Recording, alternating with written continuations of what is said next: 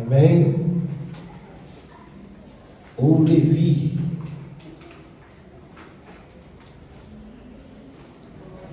Pelos cobradores de impostos, ele era conhecido como Levi. Amém? Amém. Nossa Bíblia, nós temos aqui Mateus, capítulo de número 4.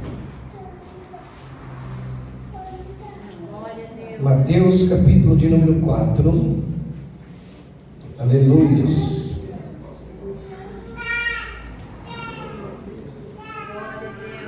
Eu quero falar hoje sobre esta passagem que poucos falam, né, irmãos? Eu não sei, eu não me lembro de ter ouvido alguém pregar sobre a tentação. Eu já vi pessoas passarem por ela, né? Vai pregando, ali vai dar uma pincelada, mas assim, parar para pregar só sobre a tentação, eu ainda não vi. Amém? Pode ser que tenha aí pela internet, né? Mas vamos lá. Mateus, capítulo de número 4, o título é A Tentação de Jesus. Amém? Amém. Glória a Deus. Então vamos ler. Diz assim a Santa Escritura: Então foi conduzido, ou melhor, desculpa, vamos lá. Então Jesus foi conduzido pelo Espírito ao deserto, para ser tentado pelo diabo.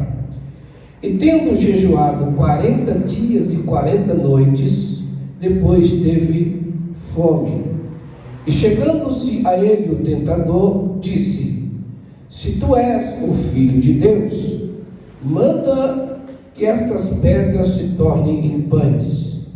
Ele, porém, respondendo, disse: Está escrito, nem só de pão viverá o homem, mas de toda palavra que sai da boca de Deus. Então o diabo o transportou à cidade santa e o colocou sobre o pináculo do templo e disse-lhe: Se tu és o Filho de Deus, lança-te daqui abaixo, porque está escrito que aos seus anjos dará ordem ao teu respeito, e tomar-te-ão nas mãos para que nunca tropece em alguma pedra. E disse-lhe Jesus: Também está escrito: Não tentarás o Senhor teu Deus.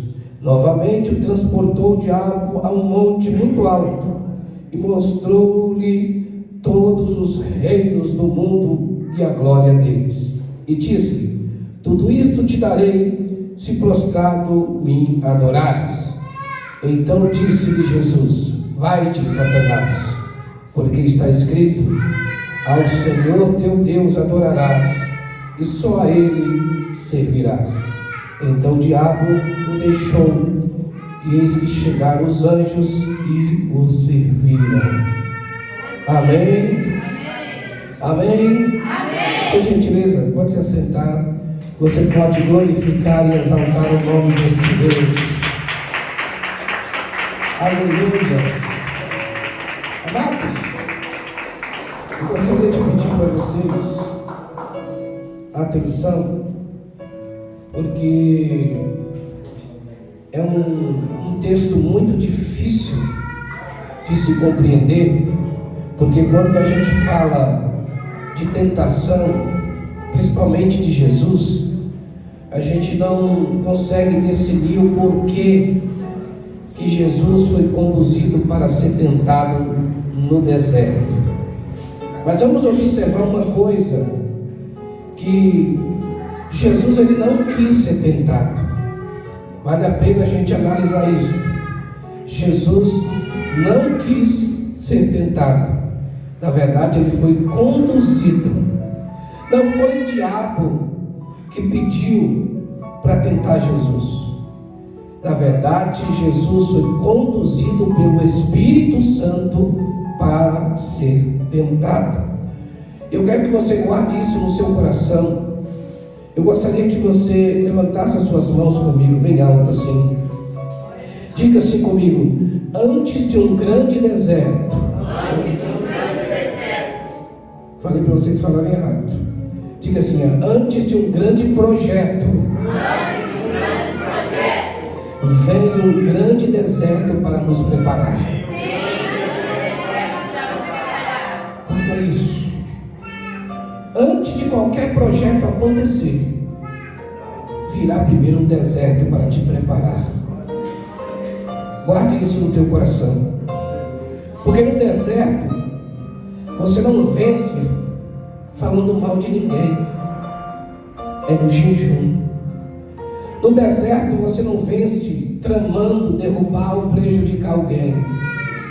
É na oração. Porque a luta não é contra a carne. É você lutando com Satanás face a face. Porque o objetivo de Satanás é destruir o projeto de Deus na sua vida. O deserto vai te servir para preparar. Porque ele virá com todo o objetivo tentar barrar o projeto de Deus na sua vida.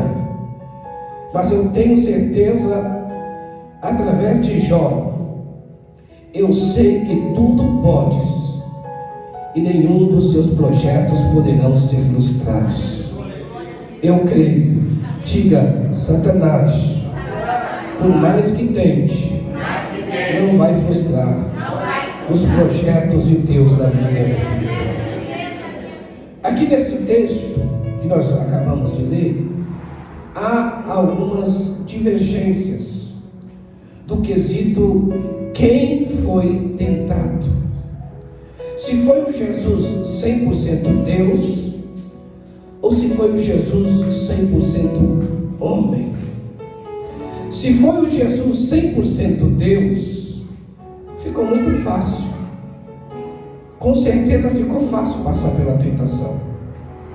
Mas a Bíblia está escrito aqui justamente em Filipenses capítulo 2, e eu vou ler para vocês. Filipenses capítulo 2, versículo 5. Nós vamos ler aqui agora. Nós vamos entender se foi tentado divinamente ou humanamente. Olha aqui o versículo 2, o que diz. Versículo 5.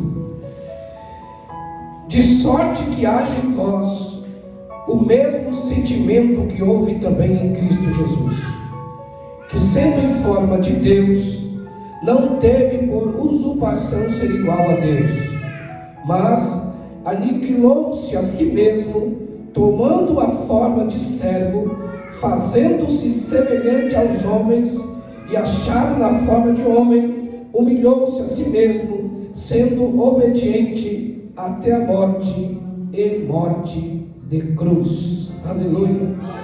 Logo eu entendo que a tentação de Jesus foi humana e não divina. Jesus, quando foi tentado, foi uma tentação humana.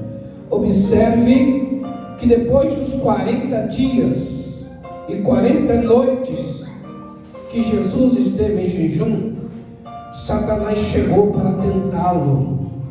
E repare, irmãos, e é isso que eu quero que você observe bem, que Satanás entrou num ponto que poucas pessoas conseguem observar. No ponto que ele chegou nesta tentação. Porque aqui está em jogo a comunhão. Diga comigo, a comunhão. Ele usa o termo: se tu és filho de Deus. Olha o termo que ele usa: se tu és filho de Deus. Preste atenção para você entender isso. Satanás, ele sabe que para o projeto parar, ele tem que quebrar a comunhão de pai para com filho. Repare, porque lá em João capítulo 3, versículo 16 diz assim, porque Deus amou o mundo de tal maneira que enviou o seu único filho, para que todo aquele que nele crê não pereça, mas tenha a vida eterna. A pergunta que eu te faço aqui nesta manhã: quem enviou Jesus? Quem foi? Diga o Pai. Diga o Pai. O Pai enviou. Então, se essa comunhão for quebrada, o projeto vai ser fracassado. Se Satanás conseguir quebrar a comunhão de pai para com filho, o projeto fracassa. O projeto cai por terra. Então Satanás vai investir com todas as forças nesse quesito. Ele vai investir nisso. E observe que ele chega na tentação e ele diz assim, a primeira investida dele, diga comigo, a primeira investida de Satanás. Olha o que ele diz: se tu és filho de Deus, transforma essas pedras em pães. Irmão, repare que ele não está perguntando se tu és o Messias. Ele poderia ter perguntado: se tu és o Messias, transforma as pedras em pães. Ele poderia ter perguntado assim, se tu tem poder, transforma essas pedras em pães. Mas não, a pergunta dele foi: se tu és filho de Deus, transforma essas pedras em pães. Ou seja, se Jesus obedecesse a proposta de Satanás e transformasse as pedras em pães, Jesus deixaria de depender daquele que o enviou. Se Jesus obedece a Satanás ali naquele momento e transformasse, ia acabar a comunhão, a dependência do pai para com o filho e do filho para com o pai. Porque você vai observar em João capítulo 6, versículo 38, Jesus diz assim, porque eu desci do céu, não para fazer a minha vontade, mas a vontade daquele que me enviou. Se Jesus transformasse, ele perderia a provisão do Pai. Você repara, irmão, que o diabo não está lançando algo assim aleatório. Não. Ele sabe a que ponto ele quer chegar. Ele está querendo tirar esta comunhão. E se Jesus transformasse as pedras em pães, jamais ele poderia ensinar os seus discípulos a orar. Se Jesus obedece o diabo ali naquele momento e faz a transformação, jamais ele poderia ensinar aos seus discípulos a oração mais importante do Novo Testamento. Jamais ele poderia dizer para os seus discípulos: quando quiseres orar, entra no teu quarto, fecha a porta, Mateus 6,6, e ore assim: Pai nosso que estás no céu, santificado seja o teu nome, venha o teu reino, seja feita a tua vontade, assim na terra como no céu. O pão nosso de cada dia nos dai hoje. Se ele transforma as pedras em pães, ele jamais poderia dizer para os seus discípulos em oração que o Pai era a nossa provisão. Se ele transforma as pedras em pães, nesta manhã de hoje, jamais eu poderia citar: ele é a minha provisão. Mas eu já quero abrir um parênteses, quero que você levante a sua mão e diga comigo: ele é a minha provisão. Aleluia. Porque quando o diabo diz: transforma estas pedras em pães, Jesus respondeu: eu não vou perder a minha comunhão de pai para com filho, e nem de filho para com pai. Nem só do pão viverá o homem, mas de toda a palavra que sai da boca de Deus. Ele pode levantar suas mãos e glorificar. Levanta e glorifica, porque Deus é fiel e a comunhão não foi quebrada. Aleluia. Mas se você tem coragem, olha para o teu irmão aí e diga para ele assim: ó, ninguém vai atrapalhar o meu relacionamento com o meu Pai. É o que o diabo quer. Ele quer quebrar o relacionamento de pai para com o filho. Ele quer que nós venhamos fazer a nossa vontade e deixar de fazer a vontade do Pai. Mas ninguém vai quebrar o meu relacionamento com o meu Pai. Ninguém vai quebrar a comunhão que eu tenho com Ele. Bata no peito, diga aí, com força. Diga: ninguém vai quebrar essa comunhão. Aleluia, essa comunhão é forte, meu irmão. Aleluia. Oh, glória a Deus, aleluia. A segunda investida de Satanás nessa tentação, olha só o que ele diz: se tu és filho de Deus, lança-te daqui para baixo. Olha a proposta do diabo. Olha o versículo 5 aqui, ó. Vou ler para vocês o versículo 5. Aleluia. De Mateus, capítulo 4, versículo 5. Repare, olha só. Então o diabo transportou a cidade santa e colocou sobre o pináculo do templo. Olha o que o diabo fez. Pegou Jesus lá no deserto, transportou Jesus, colocou na cidade santa, em Jerusalém, dentro do templo, no centro do templo, no pináculo, na coluna principal do templo, que ele colocou Jesus. E a proposta dele foi, repare, versículo de número 6, olha só a proposta de Satanás: se tu és filho de Deus, lança-te daqui para baixo, porque está escrito que aos seus anjos dará ordem a teu respeito, e tomar-te-ão nas mãos, para que não tropece com os teus pés em pedras. Irmãos, aqui está em jogo a confiança de um relacionamento de pai para com o filho. A segunda investida do diabo é quebrar a confiança que o filho tem com o pai. Repare isso, preste bastante atenção. Mas Jesus responde: mas está escrito, não tentarás o Senhor vosso Deus. Jesus está dizendo: eu não preciso que Ele me mostre que Ele está me protegendo. Eu não preciso ver a sua proteção. Eu acredito na sua proteção. Jesus está dizendo: eu não tenho dúvidas do que Ele é. Aleluia.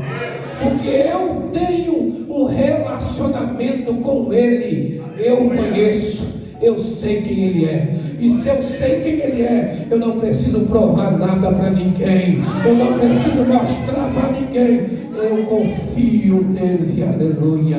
Eu confio nele.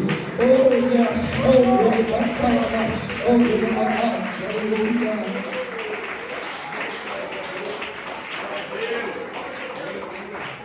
Satanás está propondo para ele: se tu se jogar, Ele não vai deixar você morrer. Mas Jesus está dizendo para ele: eu não preciso demonstrar para ninguém que Ele é comigo, que Ele anda comigo, que Ele me protege. Eu não preciso fazer provas, porque eu confio nele. Só que Satanás, irmão, nessa investida, ele se esqueceu do que está escrito lá em Salmo 125, que os que confiam no Senhor são como os montes de Sião, que não se abalam, mas permanecem para sempre. Ele pode tentar quebrar a minha confiança com Deus, mas aqueles que confiam no Senhor são como os montes de Sião. Podem tentar da esquerda, ele pode tentar da direita, mas nós não vamos nos abalar, porque nós sabemos em quem nós confiamos. Aleluia. Repare, o diabo, irmão, ele não foi bobo, não. Ele citou o Salmo 91, versículo 11 e 12 para Jesus. Aleluia. Ele citou. Só que ele se esqueceu que no mesmo Salmos, no versículo 1 e no versículo 2, está escrito assim, ó: aquele que habita no esconderijo do Altíssimo, a sombra do Onipotente descansará. Direi do Senhor, Ele é o meu Deus, o meu refúgio, a minha fortaleza, e nele eu confiarei. Aleluia. Oh, aleluia. Diga, eu confio. Diga, eu confio. Eu confio na sua proteção. Eu confio no Senhor. Aleluia. Diga, eu confio. Não, irmão. Isso aí é alguém que está temendo. Eu estou passando por luta, eu não sei se Ele vai me abençoar, se Ele vai me ajudar. Não. Você não pode ter dúvida. Não coloque em jogo a tua confiança em Deus. Abra a tua boca e dá um brado: eu confio no Senhor. Eu confio. Muitos confiam em cavalos e cavaleiros. Muitos fazem menção dos carros que têm. Mas a minha menção é no Senhor. Eu confio no Senhor. Cadê a igreja que confia? Levanta a sua mão e manda glória. Manda glória. Aleluia. A confiança. O diabo quer balançar, quer mover a estrutura da nossa confiança em Deus, mas ele não vai conseguir. Eu me recordo que um dos meus professores de bacharelado, na aula que nós estávamos tendo, nós estávamos falando de confiança, e ele citou, e eu já te falei aqui, não sei se foi um dia de semana, ele citou na aula um exemplo dele mesmo. Ele disse que estava com, toda vez que chega em casa, ele se esparrama na cama. Ele tem um filho pequeno. O filho vem e começa a pular, porque criança gosta, né, irmão? Onde tem colchão, onde tem essas coisas, e pula. E todas as vezes que ele vai se jogar em cima do pai, antes dele se jogar, ele diz assim: ó, pai!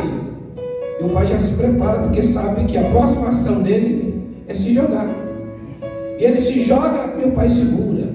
Era sempre assim de costume. Toda vez que chegava, queria brincar com o filho, a primeira coisa que ele fazia, se esparramava na cama, o filho começava a pular, e quando ia pular na direção dele, o filho gritava: pai! E ele já se preparava e abraçava o filho, segurava o filho. Ele disse que um dia estava muito atrasado para uma palestra, e ele estava na sala estudando, e estuda, e o filho veio, ficou ali no sofá pulando, e ele ali, em toda atenção nos seus estudos, e o filho ali com brincadeira, e pulando no sofá, e pulando. Ele disse que quando ele estava ali, focado, ele ouviu o filho dizer assim: ó, pai! Quando ele ouviu isso, ele simulou: peraí, pai é porque ele vai pular. Irmão, ele disse que ele deixou tudo que tinha, jogou isso tudo para um lado, para o outro, e saiu, porque o filho pulou na direção dele. Quando o filho pulou na direção dele, ele deixou tudo que tinha, correu, e antes que o filho caísse no chão, ele sustentou e segurou o filho. Naquele calor da situação, ele começou a gritar com o filho, e começou a dizer: você poderia ter quebrado a perna, nunca mais faça isso. Você poderia ter quebrado um braço, já pensou se isso acontece? Ele com o filho no colo, gritando com o filho. O filho deu um sorriso para ele, passou a mão de costa no rosto dele e disse: pai, sabe por que eu pulei? Porque eu sabia que o Senhor ia me segurar. Eu sabia que o Senhor não ia me deixar machucar. Sabe o que é isso? É confiança, meu irmão. Nós temos que ter essa confiança em Deus. Tem muita gente que está em dúvida: eu confio ou não confio? Será que Ele vai resolver ou não vai resolver a minha situação? Se lança nos braços dEle, porque eu nunca vi alguém se lançar nos braços do Pai para ele se decepcionar. Eu nunca vi alguém se lançar nos braços do Pai para o Pai não segurar e dizer: fica tranquilo, eu estou contigo, eu estou te sustentando. Quem está entendendo, levanta a mão e glorifica o nome desse Deus. Aleluia.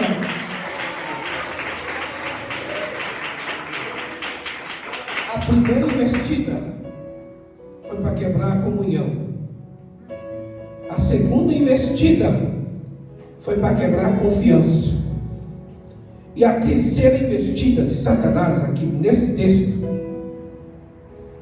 foi essa: tudo isto te darei, se prostrado me adorares.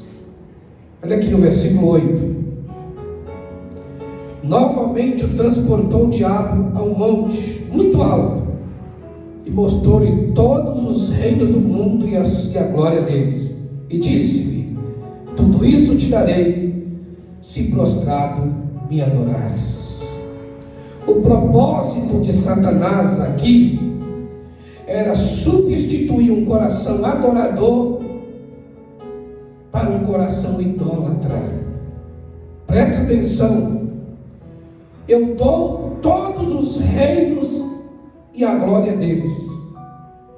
Se Jesus se prostrasse obedecendo o diabo, Jesus quebraria primeiro a lei, porque a lei está lá: só o Senhor adorarás. Se ele se prostra aqui agora, ele quebraria a lei e se tornaria um idólatra. Estaria na parte não da adoração, mas da idolatria, porque ele estava se curvando diante de Satanás. O que é uma idolatria? O que é, pastor? Porque a gente pensa que idolatria é só se curvar diante de imagem. Mas se você olhar o significado da palavra idolatria, significa tudo aquilo que colocarmos no lugar de Deus. Tudo que você colocar acima de Deus é idolatria. Se você colocar o seu dinheiro acima de Deus, você é um idólatra. Se você colocar o seu carro acima de Deus, você é um idólatra. Se você colocar o seu carro, os seus bens, tudo acima de Deus, você é idólatra, porque o primeiro mandamento é adorar o Senhor Deus acima de todas as coisas. Sabe como o diabo estava querendo? Eu vou tirar o Deus, vou fazer com que Jesus tire Deus do seu lugar. Então ele vai me adorar e eu vou estar no lugar de Deus, porque ele sempre quis isso.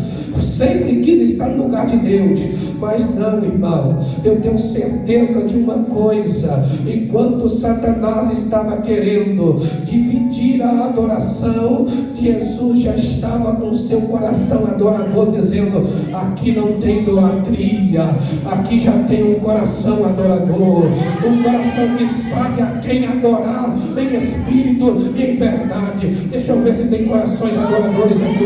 Levanta sua mão agora e glorifique o nome de Jesus Cristo. Aleluia.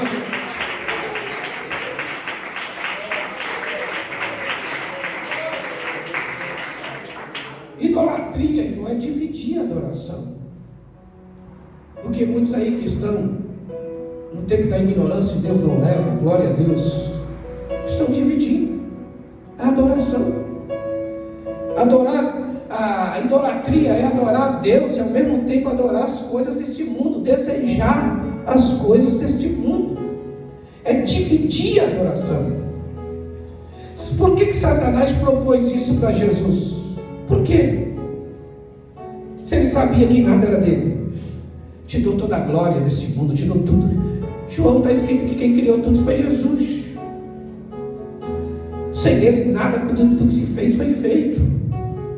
O diabo sabia que nada era dele.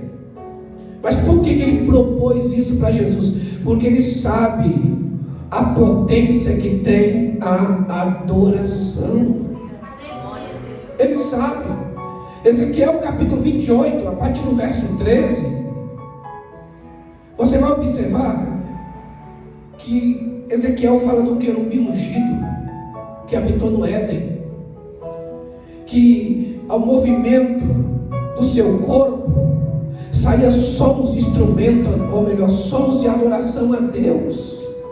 Eu entendo em Ezequiel 28 que se o Lúcifer, que era anjo de luz, quando ele movimentava o seu braço, saía sons de adoração a Deus.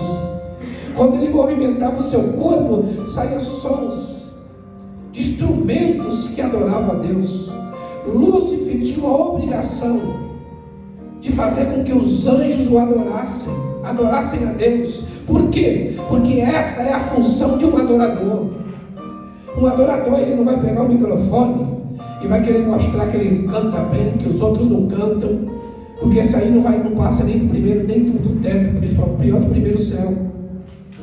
Um adorador, irmão, ele tem um coração voltado a adorar a Deus em espírito e verdade. E ele tem uma função, não é ele que quer, mas acontece quando você atrai, ou melhor, quando você solta a sua voz com uma verdadeira adoração. Você faz com que as pessoas que estão te ouvindo também passem a adorar o Deus que você está adorando. Essa é a função de um adorador. É por isso que o diabo tem raiva do teu louvor. É por isso que ele quer parar a tua voz. É por isso que ele tem raiva e se levanta com inveja contra os louvores, os grupos da igreja. Ele quer que vire bagunça, ele quer que vire contenda, ele quer que ninguém se entenda, para não sair um perfeito louvor, porque ele sabe que lá em Salmos 22, versículo 3 diz que Deus habita no meio dos louvores. Ele sabe que aonde tem alguém adorando, tem a presença de Deus. Aonde tem uma igreja adorando, a presença de Deus está lá. Cadê o crente para dar glória? Porque eu creio que a presença de Deus está aqui. Aleluia. Oh, bendito seja Deus. Ele quer barrar a nossa adoração. Ah, pastor, como é que ele vai barrar a minha adoração se nem oportunidade na igreja eu tenho? Se você pensa nisso, você está com um pensamento, irmão, doentio. Porque não é só você pegar o microfone aqui e adorar. Adorador não liga para isso. Adorador com microfone ou sem microfone, ele está adorando a Deus. Ele vai entrar para a casa de banho, para tomar banho, ele está adorando a Deus lá no chuveiro. Ele está no meio da rua, ele está dando glória a Deus, ele está adorando o nome do Senhor. Lá no trabalho, ele está dando glórias, ele está adorando a Deus. Este é o verdadeiro adorador. Não importa a circunstância, não importa o lugar, não importa o horário, não importa o tempo, ele quer saber de levantar sua voz e adorar o nome daquele que vive e reina para todos sempre. Deixa eu ver se tem algum adorador aqui, deixa eu ver. Isso, levanta sua mão, glorifica, aleluia.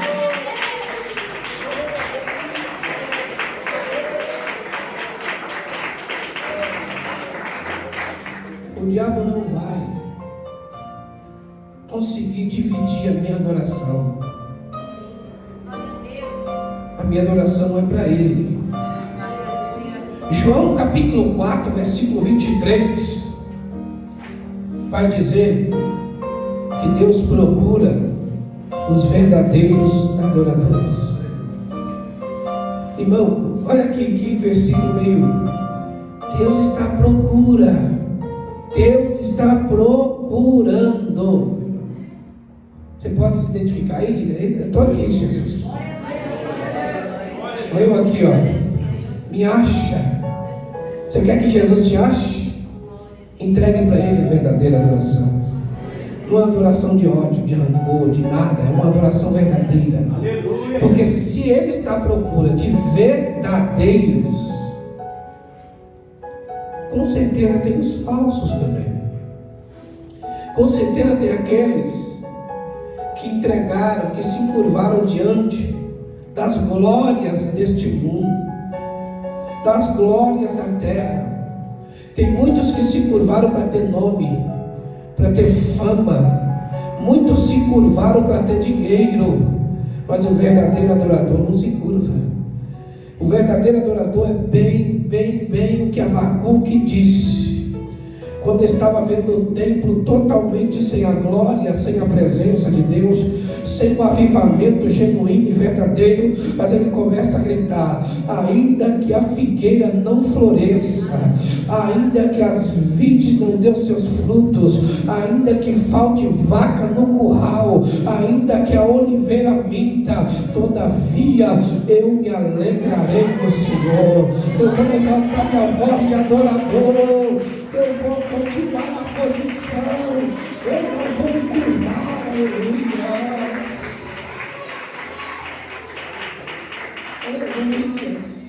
E eu tenho certeza que esta igreja não vai dividir a sua adoração. Diga: eu não vou dividir a minha adoração. Fica de pé por um minuto só. Eu não vou dividir a minha adoração. Aconteça o que acontecer, eu não vou me curvar. Eu não vou aceitar as glórias desta terra, porque maior é a glória dos céus.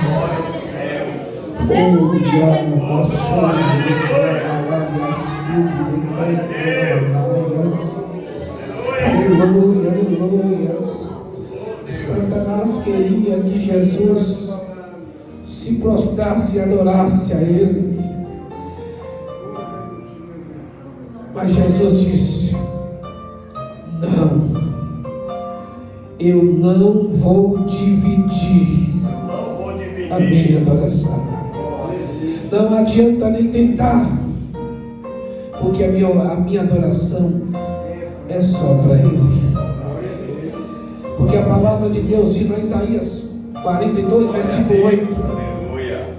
A palavra de Deus diz: eu sou o Senhor, este é o meu nome, a minha glória e o meu louvor eu não darei a ninguém.